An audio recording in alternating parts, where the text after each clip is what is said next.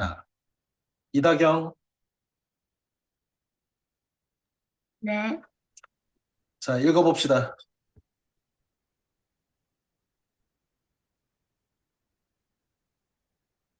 첫 글자는 알려줘야 되나? 음, 복. 그렇지. 우, 다경 계속 읽어. 뭐라고? 우, 유, 그렇지. 이게 말씀 원에 절사자를 붙이면 시자야. 시. 음, 다음 글자는 서, 그렇지. 서, 글서자. 그 다음은 여기 쌀미가 있잖아. 쌀미 있으면 뭐야? 기, 그렇지. 기. 다음은 자, 자, 스스로 자. 얘는 화자야. 하, 화, 중화 요리할 때 화자야. 밝다 이런 뜻이. 통상 이렇게 시구절 일곱 글자가 있으면 칠언이라고 하는데 칠언시는 이렇게 네 글자, 세 글자씩 잘라서 해석하는 거야. 음, 우리 원래는 지난 작년까지는 어, 우리 뭐지 두보의 시 구절을 만 권의 책을 독파하면 붓끝이 귀신 들린 듯 싶다라고 하는 구절을 따왔는데 올해 표어는 좀 바꿔봤어. 소동파라고 하는 장송팔대가 송나라 중국 송나라의 시인이고 우리 동파육이라는 거 먹어본 친구 있을 텐데 급식에도 나온다고 하던데 동파육 만든 사람이야. 이름은 소식입니다. 소식 소동파라고 불리는 송나라 때 시인의 시구절이야. 오규 뱃속에 시와 서 글이 있으면 기운이 스스로 밝아진다. 음, 소동파가 자신의 친구의 아들이 과거 시험을 보러 갈 때 써준 답시 중에 한 구절인데 선생님도 올해는 이렇게 책을 열심히 읽어서 뱃속에 어, 시와 책이 가득 차면 그 기운이 스스로 이렇게 밝아지게 밝고 이렇게 좋은 기운이 나는 사람이 돼야지라고 해서 같이 표어를 한번 바꿔봤습니다. 자, 오늘은 독일의 작가인 미하일 엔데의 모모라는 소설이라고 해도 좋고 동화라고 해도 될 정도의 그런 좀 쉬운 책이지. 여러 학생들이 그래도 잘 읽어왔네요. 어, 미하일 엔데라는 작가는 이렇게 수염이 멋있는 아저씨야. 29년생이니까 어, 우리 통상 1930년대는 우리 일제강점기 때니까 그때쯤 사셨고 95년에 돌아가셨는데 65세에 너무 빨리 돌아가셨네. 위암으로 돌아가셨대. 독일 분이고 어, 선생님이 위키에서 이렇게 찾아봤는데 독일의 동화 판타지 작가래. 연기나 그림도 재능이 있었고 그 다음에 단순한 소설가가 아니라 철학자로 보는 시선도 있대. 특히 이제 우리 이 모모가 대표적이지. 음, 모모에서 시간의 의미가 이제 계속 강조되는데 어, 여기서 시간은 무슨 의미일까?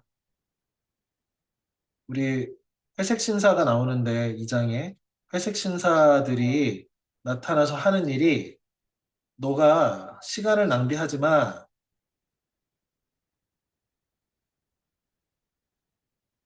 이렇게 하면서 너에게 남은 시간이 몇 시간밖에 안 돼.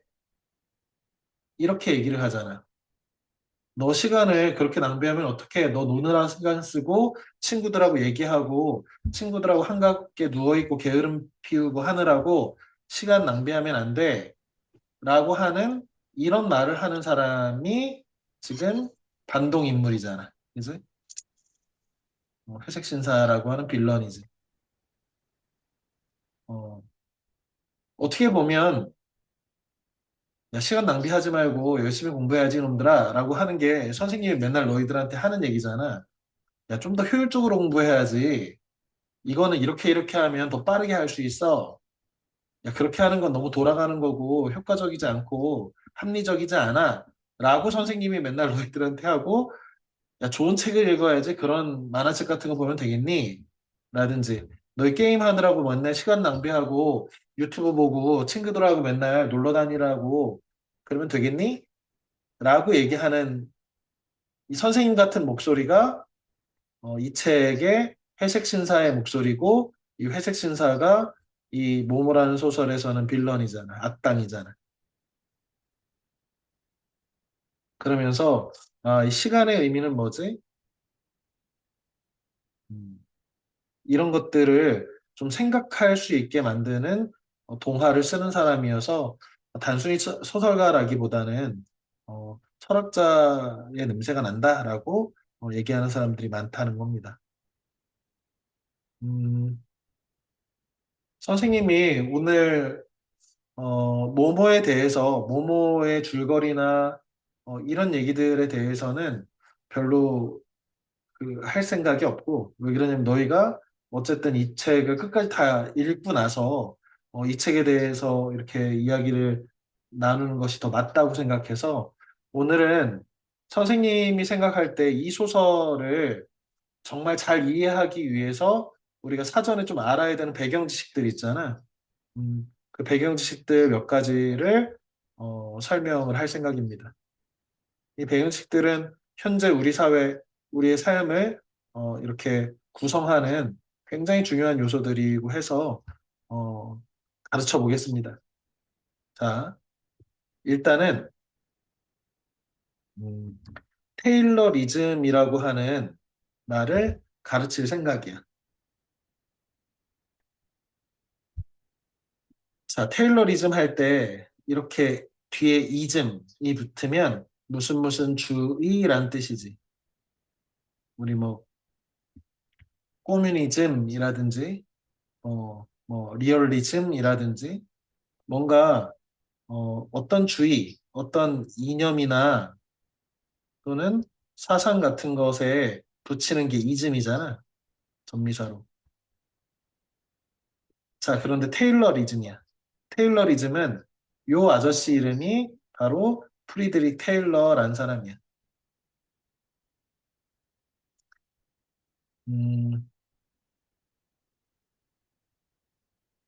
1856년에서 1915년이니까 우리나라 일제강점기 시작될 때쯤에 돌아가신 분이고, 그지? 1800년대 말 사람인데, 아마 너희가 테일러리즘이라고 하는 말은 처음 들어봤을 텐데, 우리한테는 너무너무 그냥 자연스러운 것이어서, 어, 이런 게 이 사람이 만들었다고 할 정도로 너무 당연한 거야. 뭐냐면 이거야. 스톱워치. 공장에서 어떤 사람이 일을 하는데 선생님이 일을 하기도 하고 다경이가 일을 하기도 하고 뭐 우리 예리가 일을 하기도 하고 하는데 어떻게 일을 하면 가장 효과적으로 시간 낭비하지 않고 게으름 피지 않고 생산성을 높일 수 있게 할까? 예를 들어서 똑같이 우리가 둘러앉아가지고 송편을 빚는다라고 하더라도 사람마다 송편을 빚는 속도가 다 다르고 생산량이 다 다르잖아. 이렇게 해서 주먹구구식으로 너 따로 나 따로 하지 말고 이것을 가장 합리적이고 효과적인 방법으로 만드는 방법을 개발해내서 그거를 전파해서 가장 효율적으로 만들 수 있는 방법을 표준화하자고 하는 게 바로 테일러의 생각이었어.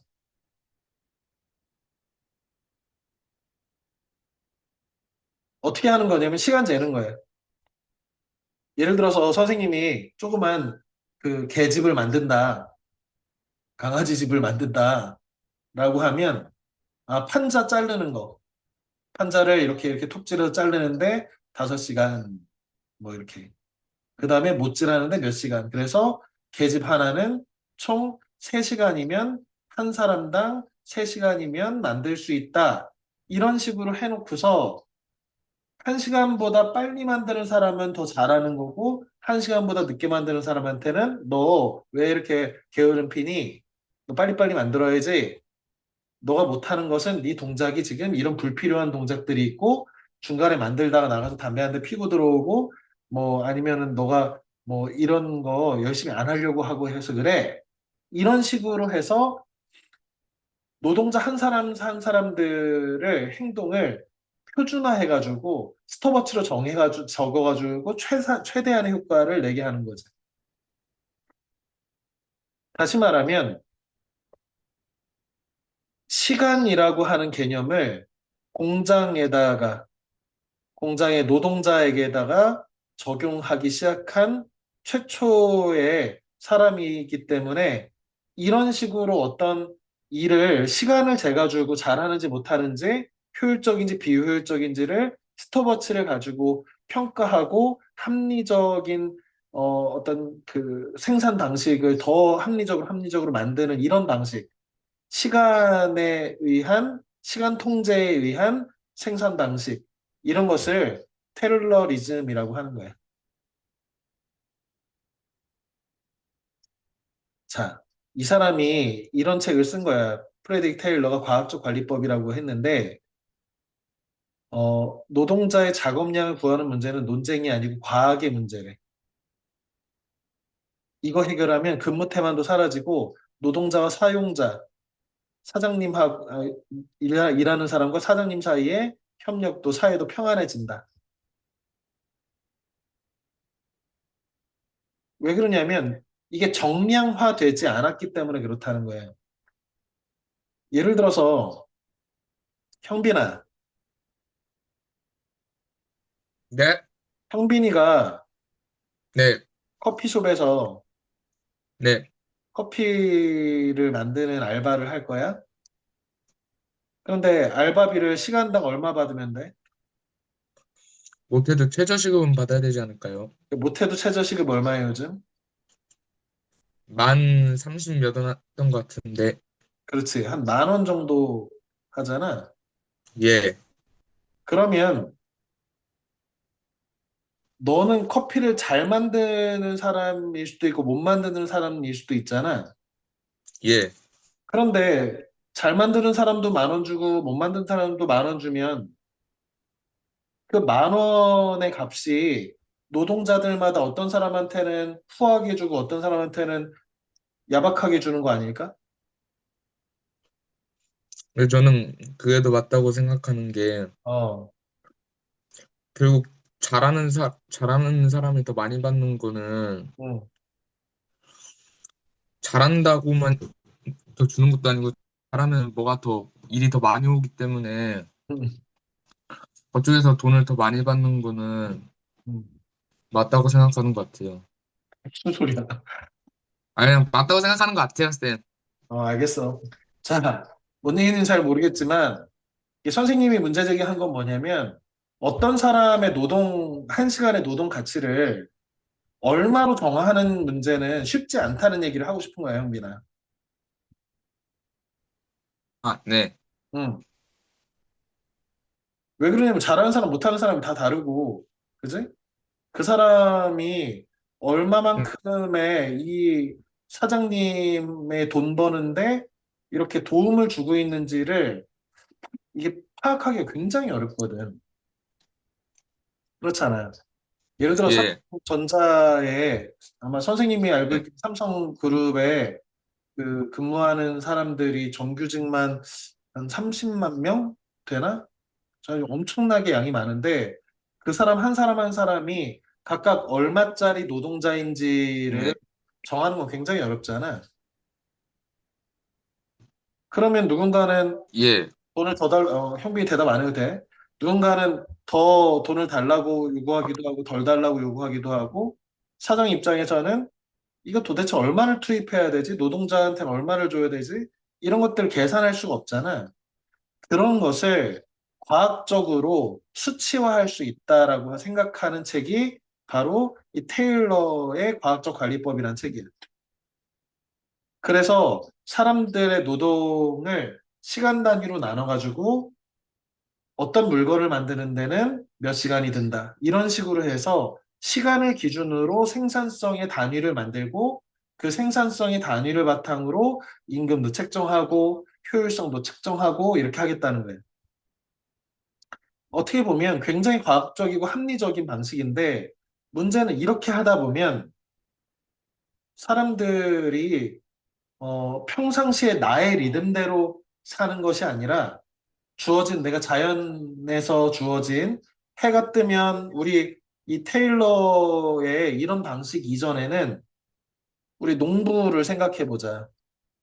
농부들은 해가 뜨면 밭으로 나가서 일을 하고 해가 지면 들어온단 말이야. 그래서 여름에는 일을 많이 해. 왜? 해가 일찍 뜨고 해가 늦게 지니까. 그래서 이때를 뭐라고 해? 농번기라고 해. 농사가 번잡하고 많은 농번기. 그리고 겨울이 되면 농한기라고 해서 좀 쉬는 거야. 왜?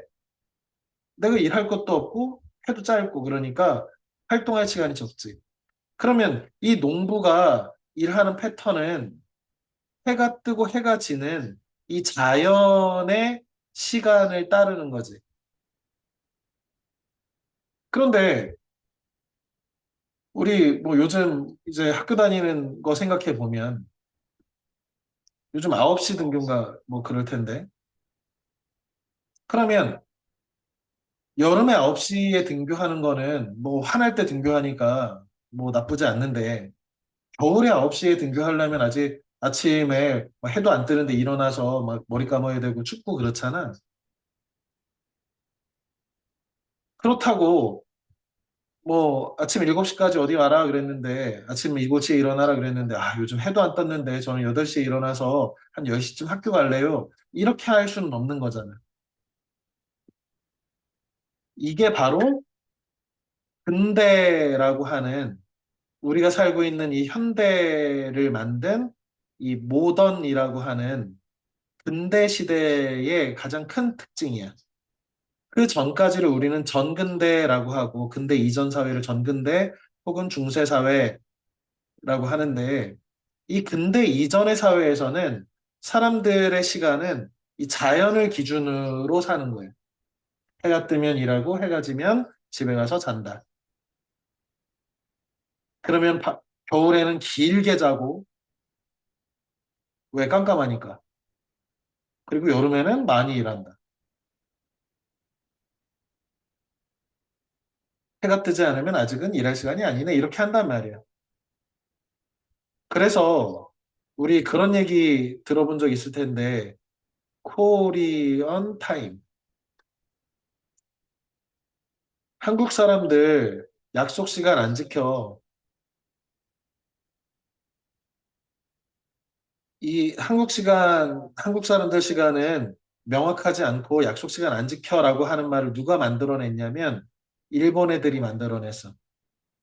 일본 애들이 서양의 문명을 자기네들이 먼저 받아들여서 지금 이런 방식대로 몇 시, 시계를 이용해서 몇 시에 출근, 몇 시에 퇴근을 여름이든 겨울이든 그냥 정해가지고 지금 우리가 너무 당연하게 하는 것처럼 시계를 보고 출근하고 시계를 보고 퇴근하고 시계를 보고 밥 먹고 급식 시간 됐네 밥 먹고 배가 안 고파도 급식 시간 되면 밥을 먹는 거.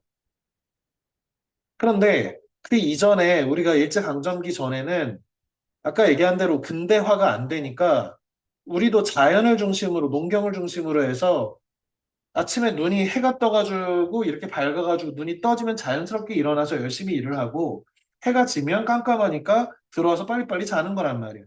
배가 고프면 밥을 먹고 시계가 아무도 없는 거예요. 그러니까 약속 시간이 어떻게 정해지냐면 거의 뭐 보름달 뜰 때 만나자 뭐 이런 식의 큰 단위의 시간들을 주로 썼는데 일본 애들이 들어오면서 적어도 시단위, 몇 시까지 출근해라, 몇 시까지 등교해라. 이게 되려면 뭐가 필요해? 사람들이 다 시계를 들고 다녀야 돼. 그래서 일제강점기 때는 시계가 귀하니까 정오 12시가 되면 각각이 갖고 있는 시계들을 맞추라고 사이렌을 이렇게 한다든지 아니면 도시 중심부나 학교나 주요 관공서나 거대한 시계탑을 세우고 시계를 보라는 거예요. 이 시계에 의해서 사람들의 삶이 규격화되고 정해지는 것. 이게 바로 근대의 특징이야. 우리는 지금은 거의 뭐 분 단위로 살지. 예를 들어서 뭐 우리 민서가 좀 지각을 했어. 한 5분 지각했어. 그러면 너희 새끼 너 왜 5분 지각했어? 선생님이 이렇게 혼내잖아. 이거는 근대 이전엔 상상도 못하는 일이. 사람들이 시계가 일단 없고 몇 분이라는 개념은 쓰지도 않는데 지금은 1분 늦으면 약속 시간 1분 늦으면 야 늦을 거면 빨리빨리 사전에 연락해야지 라고 독촉한단 말이야. 물론 그게 더 합리적이고 약속을 잘 지켜서 마치 이 사회가 아주 정교한 시계의 톱니바퀴처럼 착착착착 돌아가는 이런 사회가 생산성도 높고 허투루 버려지는 시간도 없지. 이런 걸 만든 게 누구라고? 이런 걸 만든 게 뭐 물론 테일러 혼자 만든 건 아니겠지만 프레드릭 테일러라고 하는 사람이 만든 과학적 관리법에 나오는 이런 방식이고 이걸 우리는 시간에 의한 그런 관리법이라고 해서 테일러리즘이라고 부르고 이것이 현대 경영의 뿌리가 됐다는 거예요.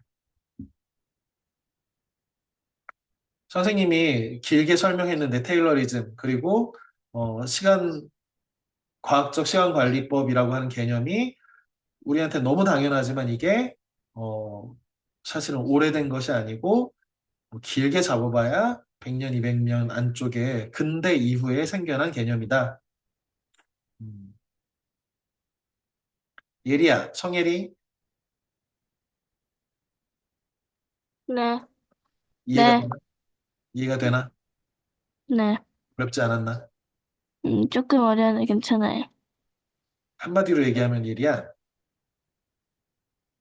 너 시계 보고 약속하고 시계 보고 공부하고 뭐 시간 본 다음에 지금 밥 먹을 시간이네 이렇게 하잖아. 네, 옛날에는 그렇게 안 했다고. 네, 이 시계를 보고 이렇게 하게 만들면 훨씬 더 합리적이고 효율적으로 이 거대한 사회가 톱니바퀴처럼 착착착착 잘 돌아가겠지. 네, 그지? 그런데 어떤 문제가 생기냐면 어떤 사람은 빠르고 어떤 사람은 느리잖아. 그러면 빠른 사람은 뭐 그렇다 치는데 느린 사람은 빠른 사람의 속도에 자꾸 맞춰야 되니까 나랑 어울리는 방식으로 살기는 어려워지고 내가 마치 느린 사람, 내가 비정상인 사람인 것처럼 느껴지겠지? 네, 음. 그런 개념이 생긴 게, 어, 사실은 옛날부터 그런 게 있었던 게 아니라 그런 것이 유독 이렇게 강조되는 게 지금 우리가 살고 있는 이 세상이라고. 한 100년짜리, 100년 정도 되는 세상이라는 얘기예요. 네. 오케이. 그것과 좀 유사한 개념 하나를 선생님이 또 설명할 텐데, 포디즘이라는 개념이야, 포디즘. 이것도 마찬가지로 포드이즘이지. 백승호, 승호야. 네, 승호는 포드라는 자동차 회사가 있는 거 알아? 네, 어, 너 포드에서 나온 자동차 이름 아는 거 있어? 없어? 잘 모르겠어요. 어. 포드는 미국의 엄청 큰 자동차 회사거든.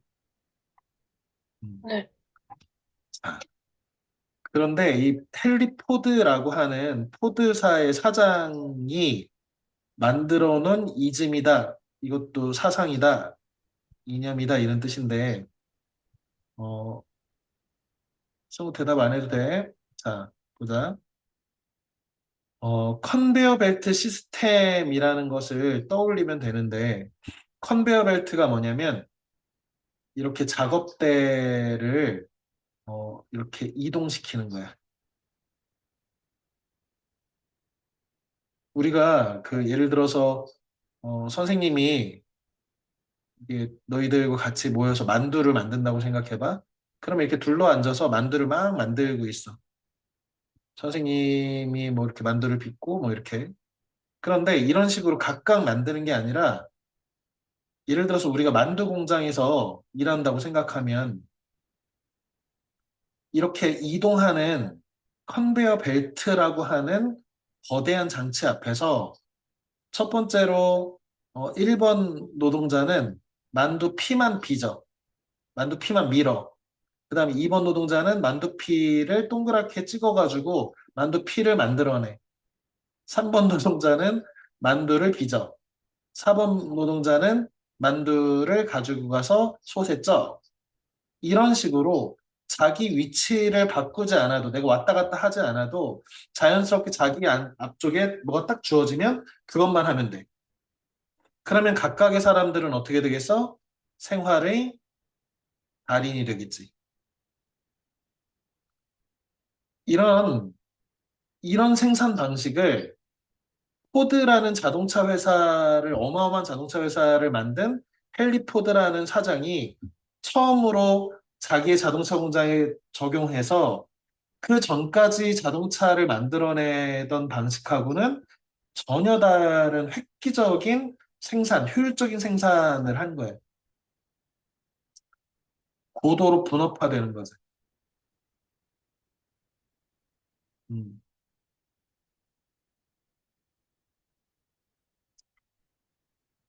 분업을 하게 되면 어떤 현상이 일어나냐면 이 사람은 만두피를 미는 달인이 돼. 생활의 달인. 이 사람은 눈 감고도 만두피를 밀 수 있어. 이 사람은 만두피를 막 찍어내는데 이 사람은 정말 한 1년쯤 일하면 그냥 자면서도 만두피를 막 만들어낼 수 있을 정도로 어마어마한 효율성을 가진 사람으로 변신해. 각각의 사람들이 다 생활의 달인이 되는 거지. 왜? 아주 어떤 하나의 일을 여러 공정을 단위로 자른 다음에 그 단위 하나만 시키니까. 자동차 회사라면 선생님은 출근해서 뭐만 하면 되냐면 자동차만 이렇게 끼면 돼. 자동차 바퀴만 끼면 돼. 선생님은 그러면 정말 눈 감고도 자동차 바퀴를 낄 수 있는 엄청난 생활의 달인이 될 거예요. 효율성의 극치지. 문제는 뭐냐면 이 포디즘이 생산성과 효율성을 극대화시켰는데 문제는 인간 소외를 가져왔다는 게 문제야.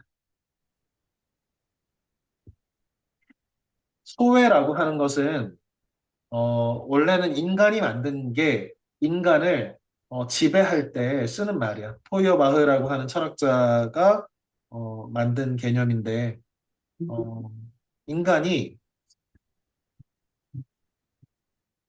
지금 이런 시스템을 만들고 여기 안에 들어가 있는 인간들은 어떤 소외감을 느끼냐면 쉽게 얘기해서 전에는 내가 만두 하나를 이렇게 잘 빚어. 그러면 이 만두를 잘 빚어서 내가 먹으면서 다 같이 먹으면서 이 만두를 빚어서 빚는 과정에서 느끼는 어떤 그 보람 같은 거. 야, 나는 만두 속도 만들고 만두도 예쁘게 빚고 이걸 적당하게 잘 찌는 기술을 내가 갖고 있으니까 이 전 작업을 다 하니까 이 만두는 누구 거야? 일단 내 거야. 그런데 포디즘으로 생활의 달인이 된 1번 노동자가 이 만두가 내 거냐라고 하면 절대 내 게 아니지. 나는 뭐야? 밀기만 하는 사람이지 여기 생산된 만두에는 내 권리가 없는 거야. 왜? 나는 그냥 진짜 만두 밀기만 했지. 저 만두가 나온 것과 나하고는 너무 큰 차이가 있지. 내 일을 하고는. 이거 자동차로 바꾸더라도 선생님이 하루 종일 어떤 부품 하나만 계속 끼워 넣는 사람이야.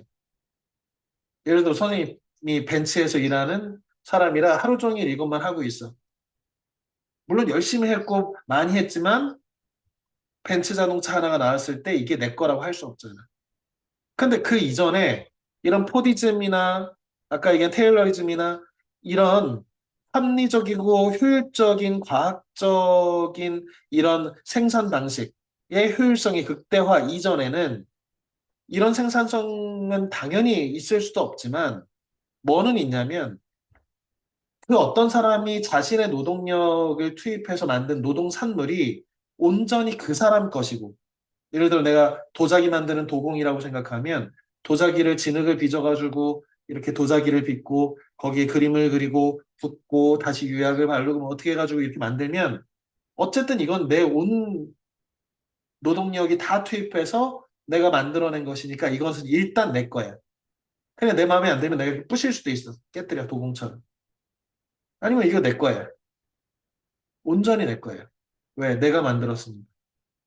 그러면서 이 도공의 기술이라고 하는 것이 자신의 삶의 보람이고 이 만들어진 도자기가 바로 자신의 분신 같은 내 창조물 같은 그런 어떤 삶의 그 직업인으로서의 삶의 보람 같은 게 있단 말이에요. 그런데 아무리 내가 벤츠 회사에서 고연봉의 노동자를 할지라도 하루 종일 부품 두 개만 계속 넣고 있는데 일단 그 자동차가 내 것이 될 수도 없는 데다가 내가 벤츠 회사의 부품 두 개를 잘 끼워 넣는 좋은 노동자다라고 해서 내가 자부심을 갖는다? 이거 쉽지 않은 얘기죠. 우리는 근대 사회라고 하는 것이 근대를 연 철학자를 데카르트라고 하는데 그 데카르트가 한 굉장히 유명한 말이 있어. 나는 생각한다. 고로 존재한다.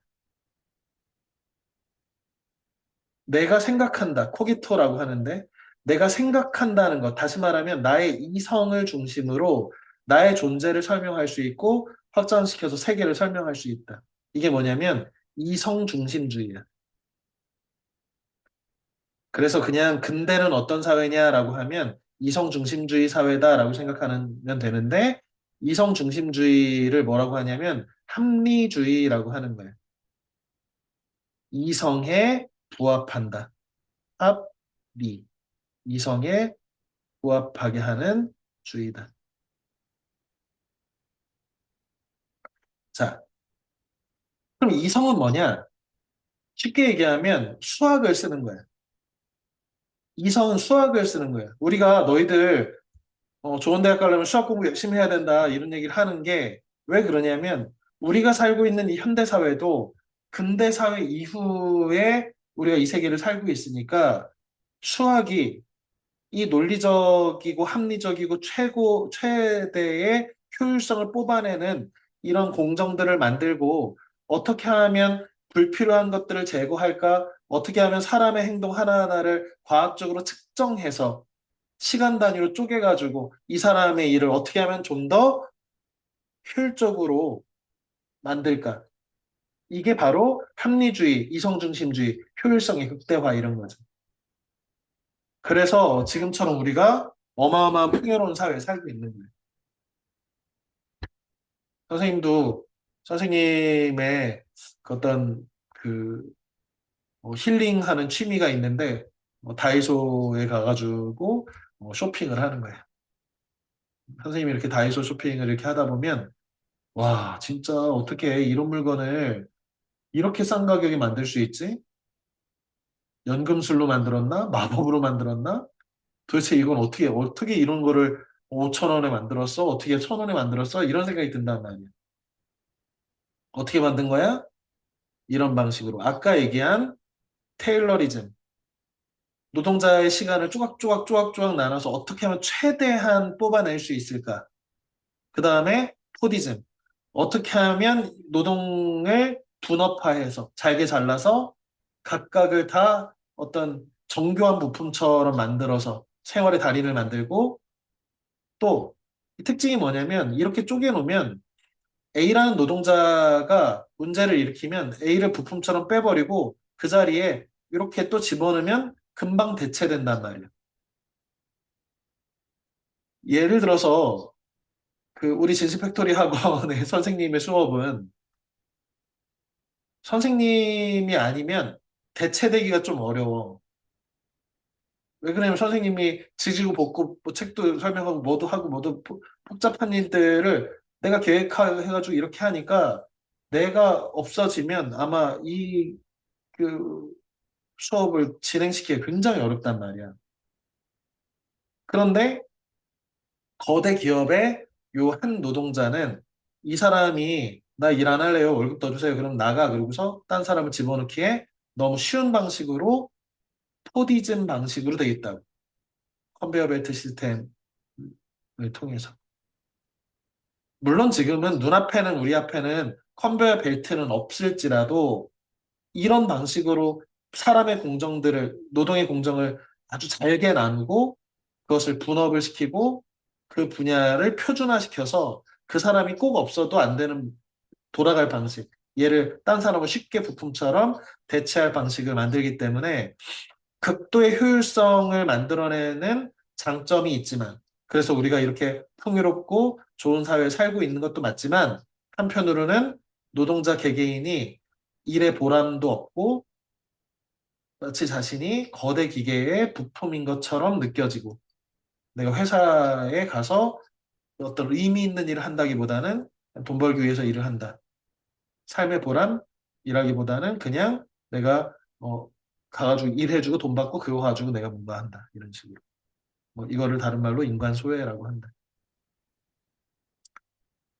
자, 이런 테일러리즘과 그 포디즘을 풍자한 우스꽝스럽게 비판하는 걸 우리 풍자라고 하는데 너희 풍자라고 하면 개그맨 생각부터 나지?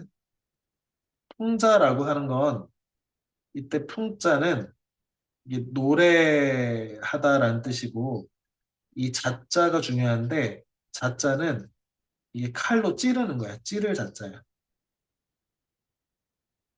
풍자는 우, 웃음을 유발하지만 그 안에 이렇게 칼도자가 들어있잖아. 칼이 들어가 있는. 다시 말해서 비판이 들어있는 웃음을 풍자라고 해. 어, 풍자하고 유사한 개념으로 해학이라는 개념이 있는데 해학은 단지 웃긴 거야. 그냥 보면 그냥 웃긴 거 있잖아. 슬랩스틱 하는 거. 뭐.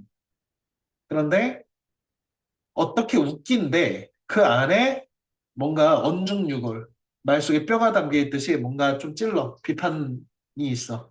그러면 칼이 들어있으면 찌를 자자를 쓰는 풍자야. 자, 모던 타임즈라고 하는 1936년 무성 영화야. 무성 영화라는 것은 소리성자, 소리가 들리지 않는 일종의 그냥 몸개그인데 이 아저씨가 그 유명한 전설적인 코미디언이고 영화 감독이고 영화 연출자고 배우인 찰리 채플린이야. 너희가 인류 역사상 가장 위대한 코미디언이 누구냐라고 하면 모르긴 해도 많은 사람들이 찰리 채플린이라는 이 아저씨를 꼽을 거예요.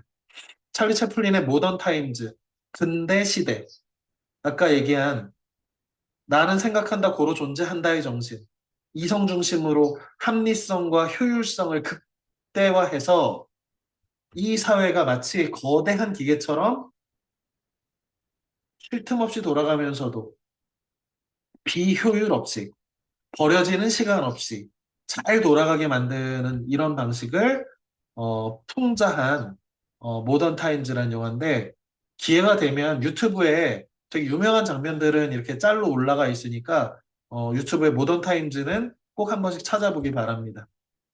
그냥 요즘 봐도 재미있어. 선생님도 가끔 우울할 때나 이럴 때 모던 타임즈 이렇게 아무 생각 없이 멍 때리면서 보고 있으면 그냥 재미있어. 음. 자, 지금 대체로 봐도 포스터도 그렇지요. 마치 거대한 기계의 일부가 돼서 기계 속으로 빨려 들어간 인간. 뭘 보여주는 거야? 인간 소외를 보여주는 거지. 기계를 만들고 이 사회를 만들고 이런 시스템을 만든 게 우리 인간인데 우리 인간이 그 기계 속에 종속돼서 마치 하나의 부품처럼 전락해버린 인간이 만든 것에 의해 인간이 지배당하는 인간 소외가 일어난다라고 말할 수 있다는 거예요. 자, 우리가 지금 뭘 하고 있냐면 까먹을 수 있는데 모모라는 동화를 하는 거예요, 동화. 여기에는 이 책에는 테일러리즘도 안 나오고 포디즘도 안 나오고 모던 타임즈도 안 나오고 근대에 관해서도 안 나와. 하지만 선생님이 볼 때는 어, 이 작가가 의도한 것은 우리가 이 소설을 통해서 시간은 무슨 의미이지? 왜 더 효율적으로 합리적으로 시간을 아껴서 사용하자고 그래서 더 돈도 많이 벌고 더 풍요롭고 더 많은 음식도 만들어내고 그전처럼 맨날 앉아가지고 이렇게 노가리나 까고 너무 노가리 깐다 수다나 떨고 이런 거 하지 말고 이제 진짜 정색하고 한번 일해가지고 열심히 일해가지고 우리 돈 벌고 높은 빌딩도 사고 행복하게 좀 지내보자 이렇게 꼬시는 게 누구야? 회색 신사들이잖아. 이렇게 생각하면 좀 이상한 생각이 드는 게 바로 이 모모란 말.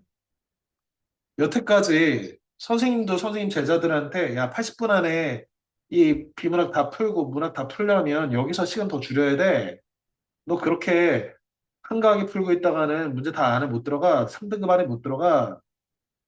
문법 5문제는 5분 안에 들어가야 돼. 시계 재가면서 5분 안에 다 하기 연습해. 이렇게 막 한단 말이에요, 선생님이. 선생님이 이 모모를 읽으면서 내가 회색 신사네 이렇게. 자, 아우구스티누스라고 하는 그 로마 시대의 스토아 철학자야.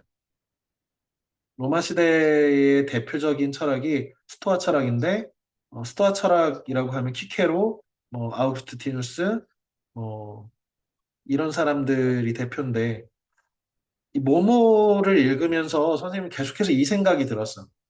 너희도 뒤쪽 넘어갈수록 지금은 이제 전체의 절반 정도 읽었는데 뒤쪽 갈수록 시간이란 뭐지? 라고 하는 것에 대해서 자꾸 생각하면서 읽어야 되고 도대체 이 시간은 왜 이러지? 라는 생각들이 들게 되거든. 아우스티누스가 뭐라고 했냐면 시간이란 무엇인가라는 질문은 아무도 묻지 않는다면 나는 알고 있다는 거야. 내가 시간 알지? 지금도 시간이 흐르고 있고, 그지? 선생님도 이제 새해가 됐고 새해 첫 시간을 하고 있고 지금 시계를 보니까 17분쯤 되니까 10분 안에는 빨리 끝내야겠는데 뭐 이런 생각을 한단 말이야.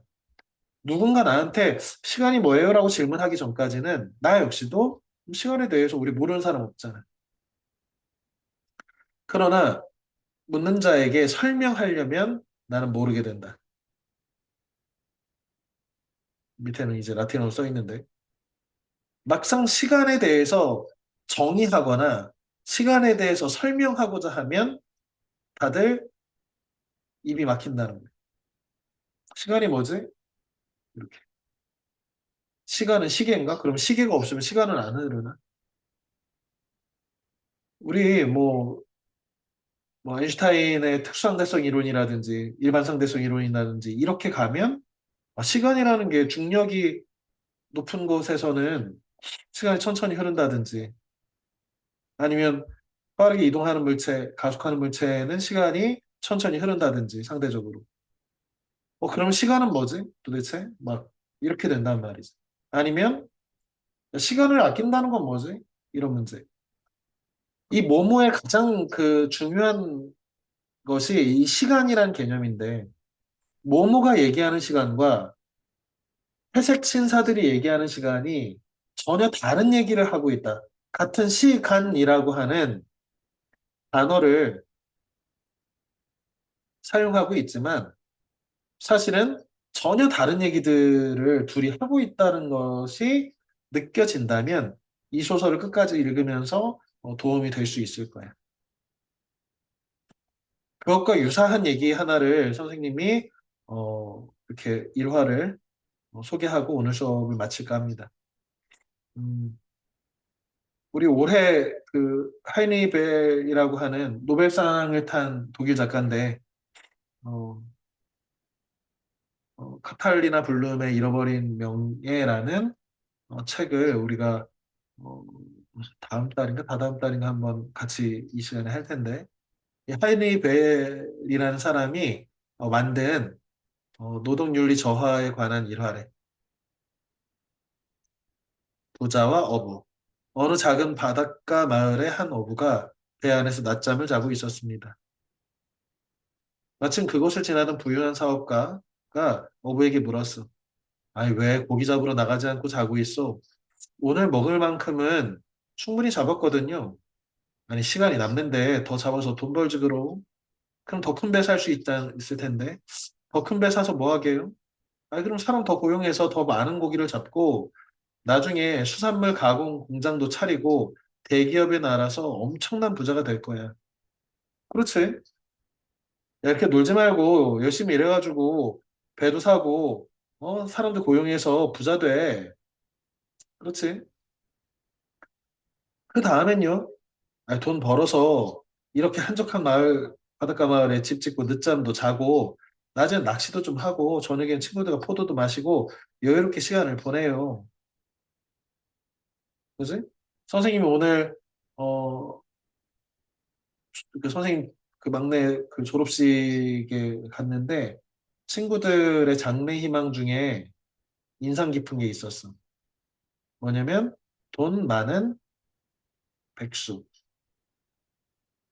돈 많은 백수가 되는 게 장래 희망이 엄청 많더라고. 그래서 그렇구나. 그러자 어부가 웃으면서 대답했다. 사장님, 지금 바로 그렇게 살고 있대 나는. 나는 어떻게 살아? 한적한 바닷가에서 늦잠 자고 낚시하고 친구들과 술 마시면서 여유롭게 살아. 어, 지금 그 비슷한 얘기가 또 하나를 더 들려주면 귀납적으로 너희가 좀그 이해할 수도 있을 텐데, 음, 레비스트로스? 레비스트로스의 슬픈 열대라는 보고서가 있는데, 어, 이 슬픈 열대는 어디냐면 브라질의 아마존이야. 브라질의 아마존에 레비스트로스라고 하는 유대계 프랑스인이 2차 세계대전의 나치즘을 피해서 브라질로 가고 브라질에서도 다시 이 아마존으로 들어가서 이 아마존의 원시 부족들 있잖아. 남비카라족이나 이런 부족들과 생활하면서 인간의 원형이 무엇이지? 인간은 어떤 존재지를 완전히 초기 형태의 사회를 보면서 이렇게 탐구를 하는 그런 보고서가 슬픈 열대라는 굉장히 재미있는 책이야. 좀 길기는 한데 어렵지는 않은 내용의 책입니다. 기회가 되면 고등학교 올라가는 수준에서는 읽을 수 있어. 근데 여기에 보면 원주민들한테 원주민들이 돌도끼를 쓰거든. 돌도끼를 가지고 집을 만들어. 그러면 집을 한 채를 만드는데 하루가 걸려. 그래서 선교사들이 그러니까 서양 사람들이 돌도끼 대신에 쇠도끼를 줬어. 그럼 쇠도끼가 생산성이 엄청 좋아서 10배 정도의 생산성이 있어. 그러면 선교사들은 이 원주민들한테 이 쇠도끼를 주면 원주민들 엄청 좋아해. 이게 돌로 때리다가 나무가 쇠로 때리니까 금방 되지잖아. 그래서 선교사들은 생각한 거야. 얘네들이 집을 저렇게 허름하게 짓고 대충 짓고 사는데 그거 돌도끼 때문에 그런가 보다 생산성이 떨어지니까. 그러면 얘네들이 이제 쇠도끼를 줬으니까 더 좋은 집을 짓고 더 많은 집을 짓고 이렇게 할 거라고 생각한 거야. 그런데 한참 있다 가봤더니 이 원주민들은 쇠도끼를 가지고 효율적으로 평소보다 하루에 걸리던 집 짓기를 하루에 2시간 정도에 끝내버리고 나머지 시간 놀더라는 거예요.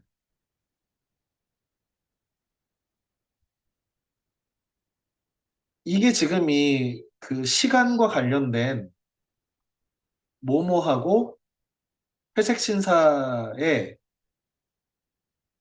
가장 큰 차이라고 선생님은 생각이 들거든. 물론 너희가 아직 이 책을 끝까지 안 읽어서 선생님이 어떤 줄거리를 얘기한다든지 상징성을 얘기한다든지 이러면 스포일러가 될 것 같아서 이 소설을 읽는 어떤 방식들의 어떤 도구들을 이렇게 보급을 하고 있는 거야. 생각해야 할 필요가 있지. 어떤 생각이야? 원주민은 어리석은가? 원주민은 게으른가? 부자와 어부의 이야기에서 저 어부는 게으른가? 효율성이 떨어지나? 우리는 선교사들이 이 쇠도끼에 효율적인 물건을 주면서 더 많은 것, 더 좋은 것을 만들어낼 거라고 생각했지만 이 사람들은 똑같이 기존에 있는 방식대로만 하고 나머지를 다 놀았단 말이야. 이렇게 놀이를 많이 채우는 것이 지금 어부 아저씨처럼 지금 당장부터 쉽게 더 그냥 친구들과 놀면서 낚시하면서 낮잠 자는 것이 이것이 더 좋은 삶의 방식은 아닌가? 우리가 지금 당장에 누릴 수 있는 이런 즐거움들이나 이런 것들을 다 포기하고 지금도 너희들 사실은 빨리 자고 싶고 어떻게 보면은 빨리 게임이나 하고 싶고 친구들하고 놀고 싶고 이러고 싶잖아. 그런데 지금 모여가지고 이것들을 배워야지 그것도 잘하고 좋은 대학 가고 좋은 대학 가야 나중에 돈도 많이 벌고 어? 시집장가도 잘 가고 행복한 삶을 살 수 있어. 루저가 되지 마. 이렇게 얘기하고 있는 거잖아, 내가. 선생님은 이 모모라는 소설의 회색 신사의 캐릭터인 거야, 그러면. 음. 자, 오늘 수업은 여기까지 하겠습니다. 지금 그 뒤쪽에 선생님 수업 자료에 시간은 무엇일까? 아니면 모모의 초능력은 무엇일까? 회색 신사들이 피우고 있는 시가의 정체는 뭔가? 그 다음에 거북이 카시오페이아의 능력과 그 상징성은 무엇인가? 이런 질문들을 바탕으로 좀 너희가 읽었으면 좋겠고, 다음 시간에는 모모를 정리하는 수업들을 할 겁니다. 지금 선생님이 오늘 수업한 것들을 힌트를 삼아서 이 책을 끝까지 다 읽어오기 바라고 이 소설을 읽은 소감 같은 것도 한 명씩 한번 들어보겠습니다. 모모가 이게 읽기 쉬운 책이니까 미리미리 그 다음 책들 구해서 사전에 좀 읽기 바랍니다. 이 AI 강의라든지 한국이란 무엇인가라든지 이런 책들은 아무래도 모모처럼 동화는 아니니까 읽기가 좀 쉽지 않을 수 있으니까 미리미리 책을 구해서 사전에 들고 다니면서 좀 읽어. 자, 대표로 한 학생만 물어볼까요? 성혜리, 네, 네, 오늘 첫 번째 선생님하고 수업을 했는데 너무 어렵지는 않았나? 네. 그래. 자, 모두 고생했습니다. 수업 시간에 만납시다. 빠이. 굿나잇. 안녕히 계세요. 그래, 안녕. 안녕히 계세요. 안녕, 형빈.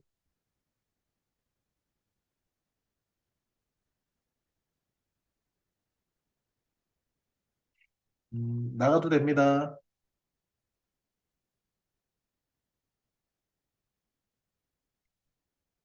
이상원.